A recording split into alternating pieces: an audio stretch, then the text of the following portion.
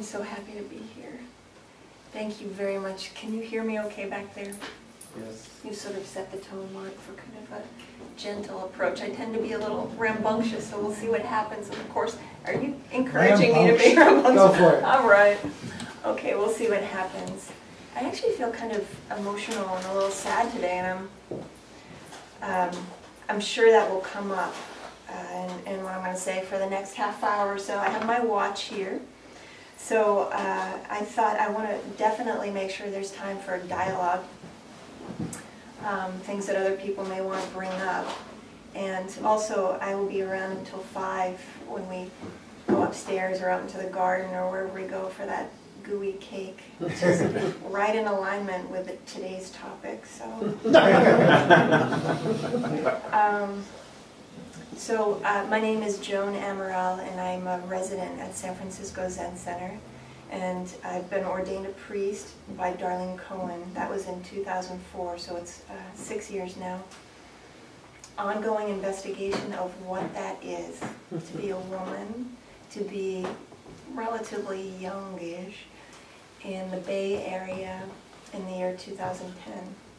What is that to be a priest? So it's an alive question for me. And I'm very grateful to be able to have opportunities to give talks, because it gets me studying, and it was great to have a theme for this talk, so I appreciated that. So the way it's phrased is wishing and hoping and thinking and praying. Is there a place for desire in the Buddhadharma? And I had the strong feeling that whoever it was that is asking that question, I just want to grab you and give you a big smooch. There's something about, well, yes, you know. So the fact is, what we're talking about with all this is worldly existence is suffering.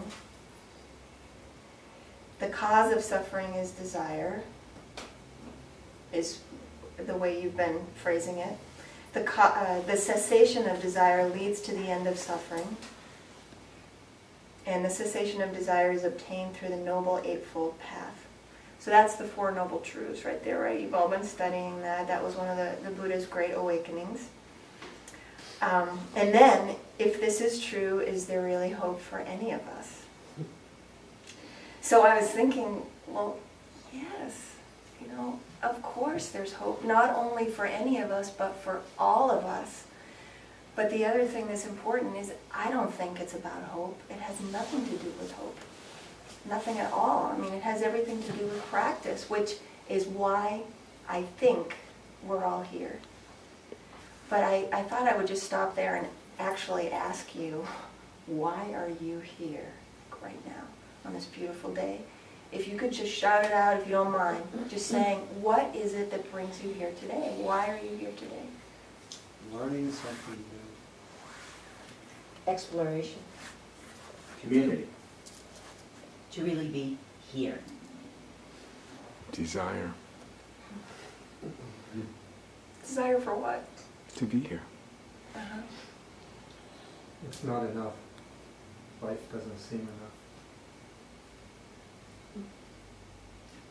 Well, I want to know, because I've only been learning about Buddhism for a short time. I want to know the place of desire within Buddhist teaching. Yes. Because I'm afraid that if there's not a lot of room for some desire, you know, or the kind, I don't know. You know, I'd hate to be learning about something where there's not a lot of room for some desire. Okay, he just said it. Let's all go have cookies now. You know? Yes, I do know. Yes. Okay, so I'm going to just get right into it. Is anyone else burning to say something else Is it about why you're hope here? a desire? Is what? Hope a Is it desire? hope a desire? Okay, well, one of the things I feel is that words can confuse us, and they do confuse us all the time. So, yeah, maybe it is. I don't know. Okay? Is that good enough to say? So, let's see. Okay. So, going back to the Pali Canon, so one thing right away that always comes up for me is in the Pali Canon, this is kind of a what do you call it, gathering together the Buddha's teachings. Someone put them all together in these book forms. A bunch of people did after the Buddha died. And these are teachings that have been passed down through the ages. And I always think of that game, telephone game. I mean, you know how that works. I can't just say, because this is probably going up on YouTube or something, but that it's just all bad translation. It's not just that, you know. But there is something right away. Maybe you talked about this last week with a speaker, but the word actually, is there a Sanskrit scholar here? Anybody? Tanha? That's how I believe you pronounce it. T-A-N-H-A, Tanha, or Tanha. If Mio were here, you'd know exactly. It's probably Tanha, or something like that. Anyway, that's the actual word, and sometimes it's translated as desire, and I feel it's not. I think that's a big problem right in there. But then everybody has their own relationship with what desire is. So craving is more typically, and it works for me, kind of the translation of tanha, this word which is the cause of suffering. Also sometimes translated as thirst. Mm-hmm. Yes. What Jim was saying, I think something more. So, but staying with the word craving for just a minute. So, because I don't think there's a problem with a desire, and I'll get into that later on. But the thing about craving, now there's a subtle point here of, can you feel it? Like desire for me anyway is one thing. Craving is like an attachment to desire, you know, a grabbing on to desire.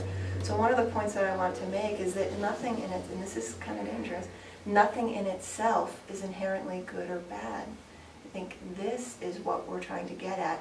And I was thinking about, you know, some practitioners may have the idea that, you know, if they have the idea that desire is bad, they may go into an ice cream store and just say, okay, I'd like some ice cream, you know, and I don't know what kind, I have no preference. I mean, how helpful is that for the person working in the ice cream? Isn't it a lot easier if the person just comes in and says, I'll take the chubby hubby? Oh, no problem, it's really clear and you can move on. You know, there's some, but there is some, I think when we practice as we go, we all go through our stages. You know, I went through my 2.5 exile thing and then the 6.5 years at Tassajara, that stage.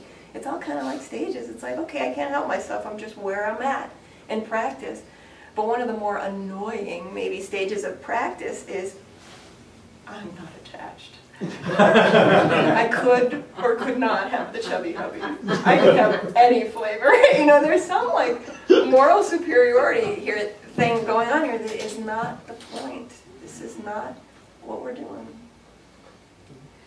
So, but anyway, and then in my job as this TUS-Res, you know, Tassajara reservations, I just, you know, wanted to throw it out that it's always really helpful when someone just says on the phone, you know, I want the tatami room, 2 people, 2 singles, I want the stage in and out, and I'll take the retreat. It's like, it's clear, you know, someone, if they call me, I mean, we're really busy, and if they call me and they say, I want to come to Tassajara, and, you know, and it doesn't matter when, it doesn't matter what cabin, it doesn't matter whether I take the stage in, it doesn't matter whether I do a retreat, that is not helpful. And a person who comes in with that kind of flexibility is a big problem the day before they're supposed to check in, because all of a sudden it's like, wait a minute, I didn't know the retreat was $350. I didn't know that a tatami room means you're sleeping on the floor. You know, all of a sudden the preferences arise. Whereas before it was just, this is what I want. You know?